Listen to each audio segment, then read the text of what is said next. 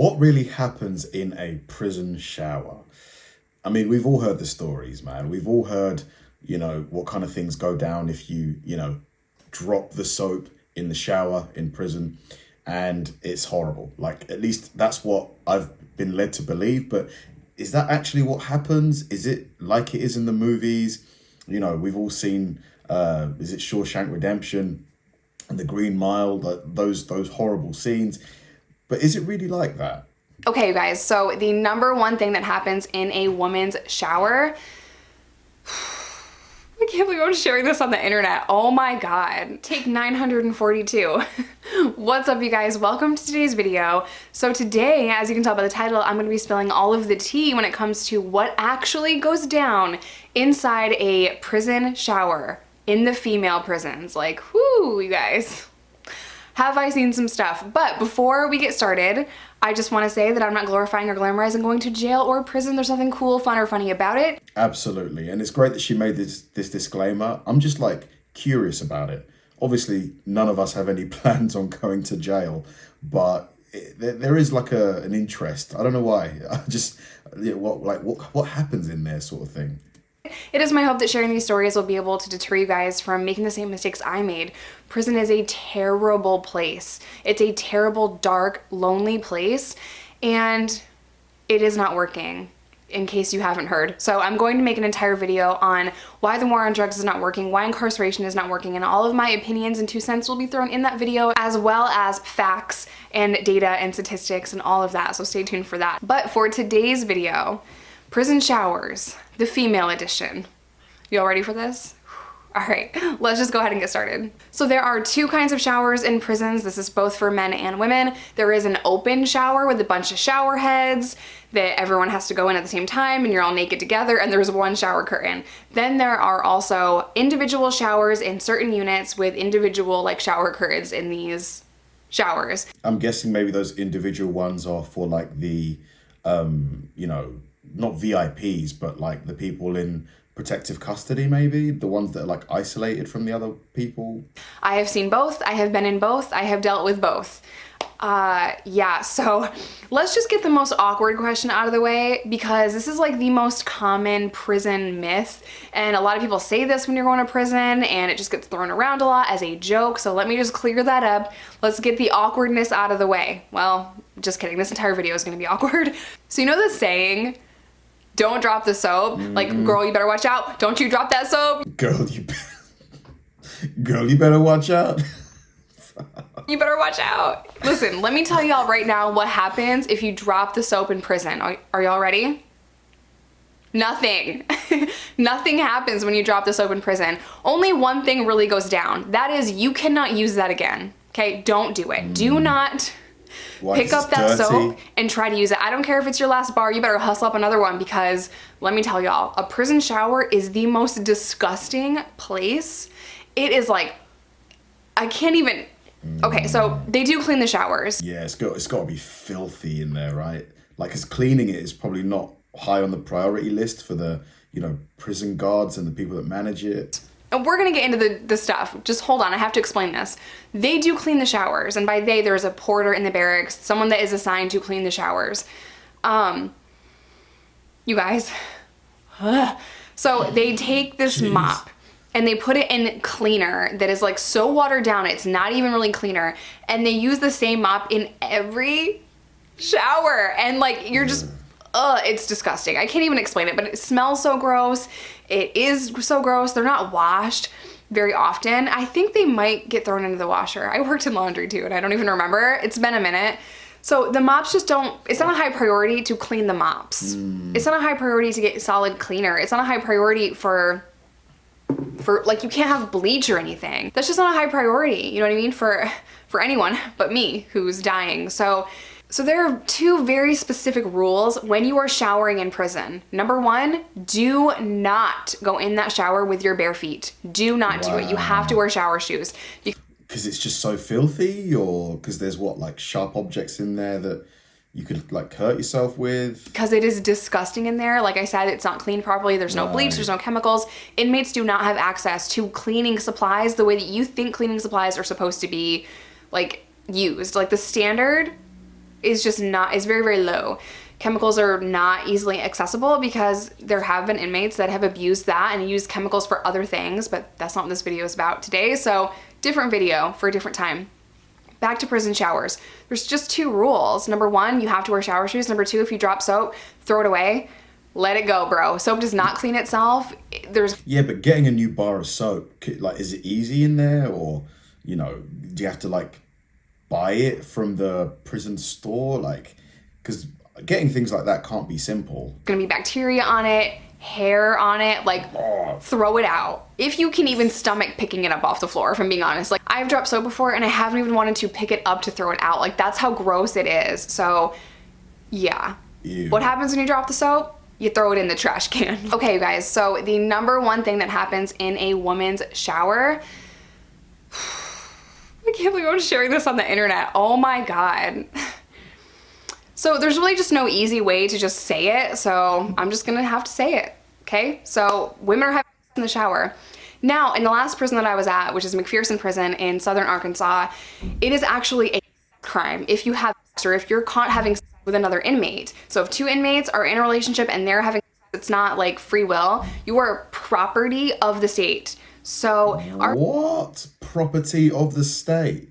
Wow, so the state legally owns you. That's insane.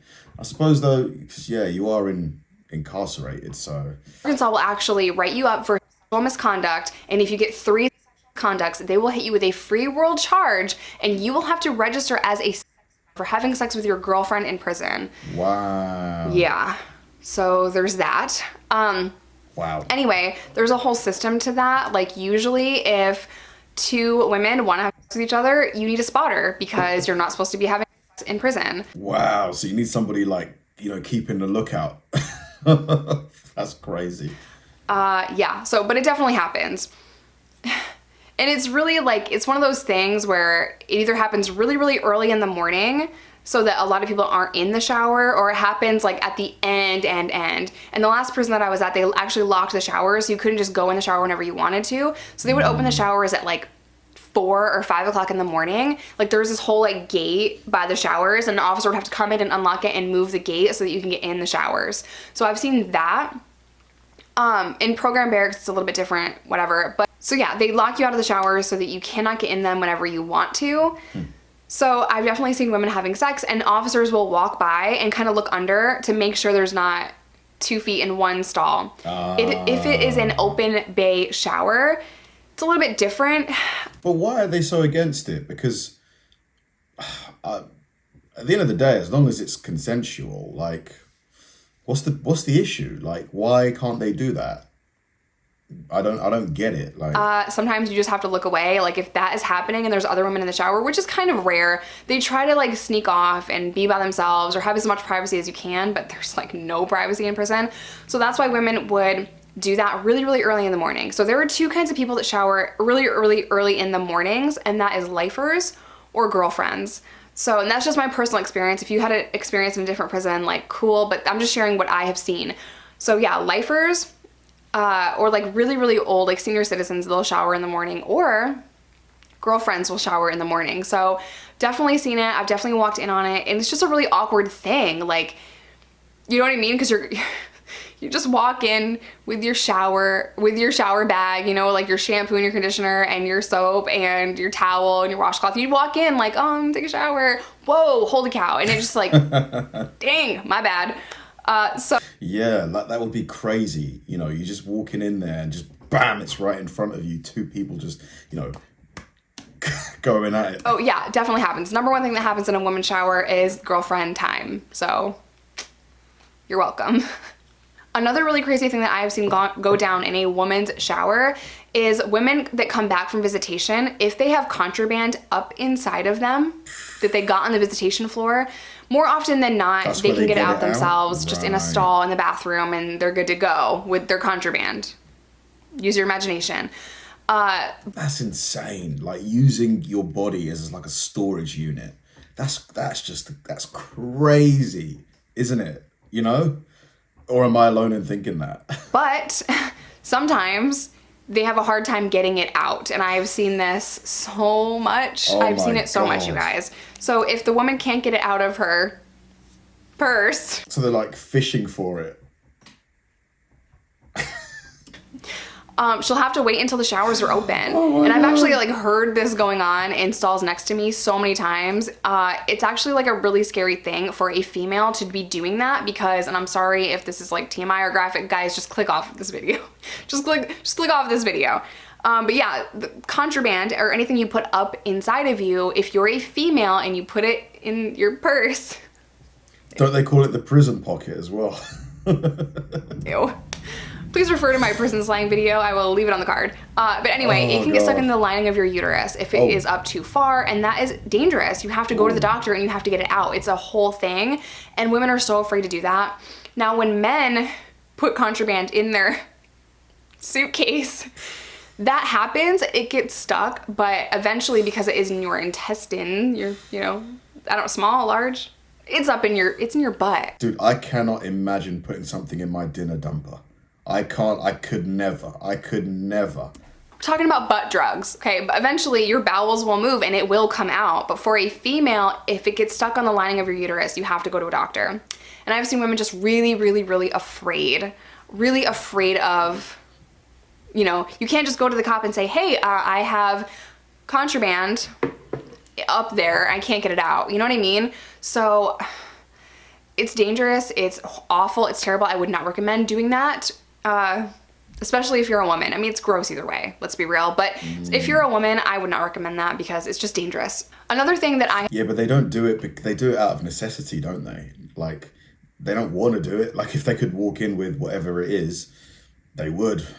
So I'm not saying that it's okay that they're bringing contraband in, but like, that's the only way they can do it, isn't it? I have seen in a shower is fights. Now, if something is about to pop off and you're in an open bay dorm, and you can't get to a cell, you have to go to the bathroom. You have to get out of the view of the cameras because if you just start punching on each other in the day room, they're gonna come in, they're gonna pepper spray you, they're gonna take you to SAG, or they're gonna come in and just, it's not a good time. It hurts, it sucks. They're gonna come in and beat you down, rip you apart, and drag you to SAG. So yeah, usually it's like, let's take it to the shower. Let's take it to the shower. So I've heard that pop off.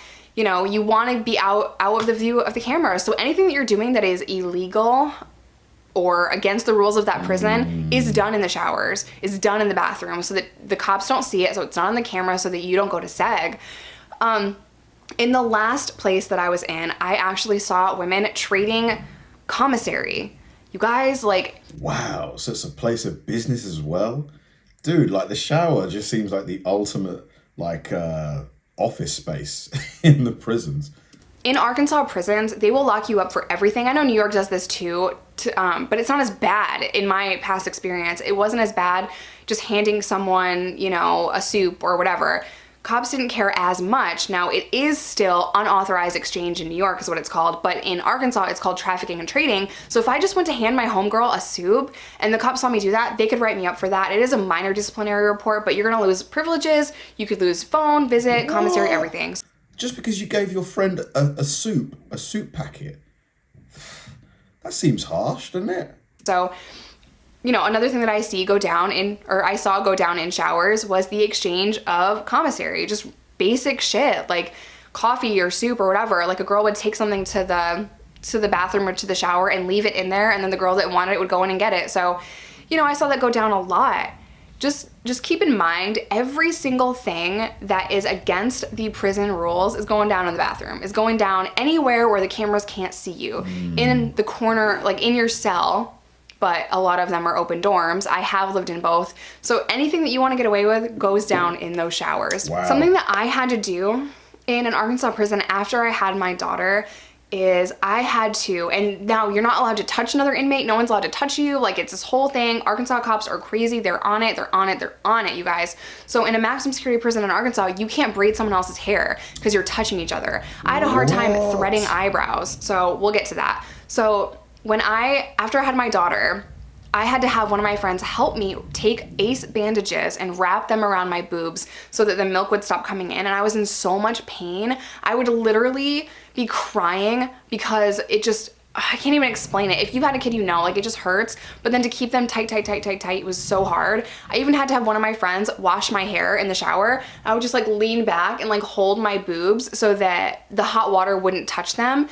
So yeah, another thing I had to do in a shower was have someone else wrap my boobs for me. And it was so excruciatingly painful, you guys. Jeez, man, it sounds like it's just such a militant, and I suppose there's a reason for it. You know, the people in there are criminals, right? So, you know, there's a chance that they could be up to no good, but just not being able to like touch someone seems pretty extreme. Like if you can see that they're just braiding somebody's hair, what is the big deal? Or do you guys agree? Do you think that should be against the rules just to braid somebody's hair? It's like I can't even explain the pain.